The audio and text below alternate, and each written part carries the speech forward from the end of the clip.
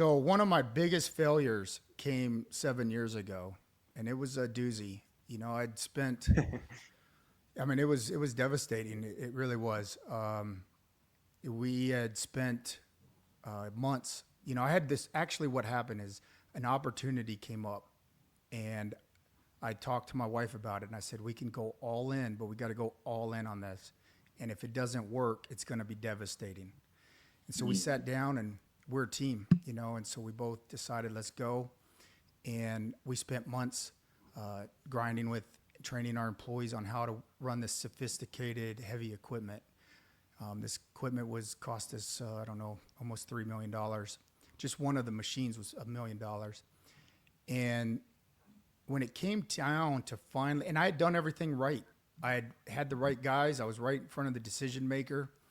And that day, I just remember this day like it was yesterday. He was on the phone, and it was massive chaos in the room. There were people coming and going.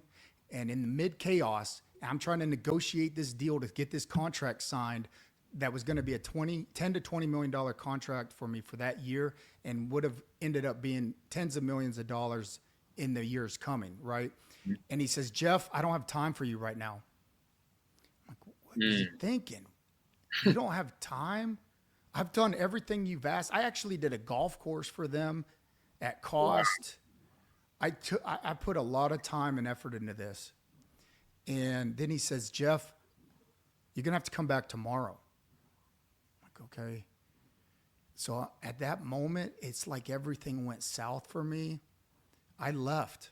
I made the decision to leave. Later that day, he signed with someone else.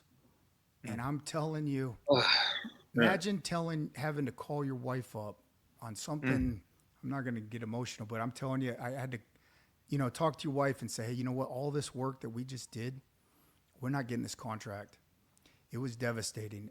And ever since that happened to me, what I should have done, because that's a disaster relief business it's not on the private sector. It's on more government contracts and things like that. And what I should have done now, I realize, is I should have stayed in the room. I should have negotiated with him and got that deal done right then, but I left. And since that time, 7 years ago, I've been trying to figure out how to make sure that never happens to me again. And that's what I'm so passionate about teaching. I don't think there's enough books or enough focus on decision making. Look, we crowned by the king. He making connections. He building his team, connecting the